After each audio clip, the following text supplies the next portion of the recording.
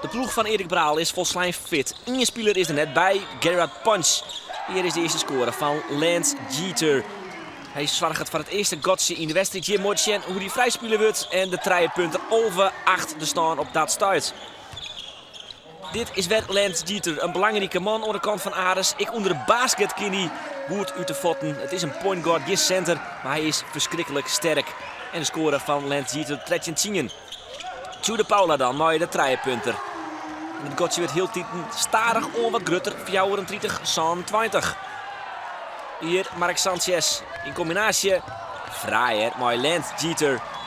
En zorgt voor de restscore van 40-43. Het Leiden komt starig gewoon wel weer wat waarom in de wedstrijd. Hier de score van Boxley. Een van de belangrijkste spelers aan de kant van Leiden. Sterker nog, ze komen hier op een vastsprong. 54-54. Maar Ares komt goed weer waarom. Hier voort bij de 3 punten van Tju de Paula. 2 3 punten achter elkaar zorgen ervoor dat Ares weer op een vastsprong komt van 60-54. Maar Leiden. Ja, goed verdedigen hier aan de kant van Ares. De fastbreak is prima. En de score van de Paula. Zorgt van een vastsprong van 4 punten, 64-60. In de eindfase rint Ares uit. Hier de 3 punten van Lance Jeter. De grutteman aan de kant van Ares. Hij scoort hem liefst 30 punten.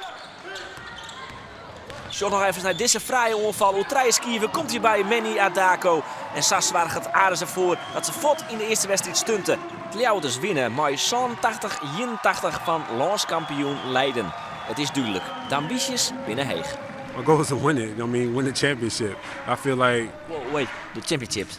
Oh yeah, I mean, why play if we ain't gonna want to try to win it all? We definitely want to win it all. We feel like we got a good team to do that, but we're definitely gonna take it one game at a time. We know that all these teams are very good here, and we're just gonna keep playing our game the way we're gonna play. But we definitely want to win, and that's something that I came here to do is win, and that's something that coach want to do too. Ik vind niet dat dit een stunt is.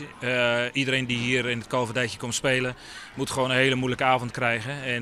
En ik denk dat als wij het talent, we hebben absoluut het talent aanvallend om tegen elk team te scoren op de meest rare momenten.